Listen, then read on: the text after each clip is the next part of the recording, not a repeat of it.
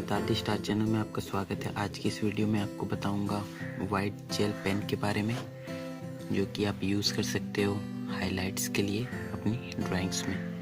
तो ये white gel pen है, मैं आपको यूज़ करके बताता हूँ। ये मेरी एक ओल्ड ड्राइंग है, इसमें ये यूज़ करूँगा। जनरली ये हम आइस वगैरह को हाईलाइट करने के लिए यूज़ करते हैं, जैसे कि आप अभी देखोगे। ये मैंने अभी ड्रॉ किया, यहाँ भी मैं ड्रॉ कर सकता हूँ। तो इससे कैसा लुक आता आप देख सकते हो।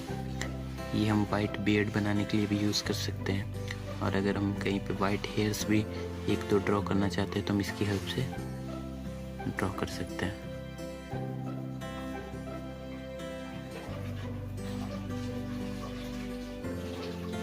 देख सकते हो आप, ये काफ़ी हेल्पफुल है हाइलाइट्स के लिए। फ्रेंड्स, अगर आप चाहें तो ये परचेस कर सकते हैं। ये यूनिबॉल सिग्नो का ब्रांड है, देख सकते हो आप। सो अगर आप हाइलाइट्स के लिए कोई वाइट जेल पेन परचेस करना चाहते हैं तो आप ये परचेस कर सकते हो। आई एम श्योर कि आप इससे बिल्कुल सेटिस्फाइड रहोगे। Thank you for watching this video. Hope you like it, and don't forget to subscribe.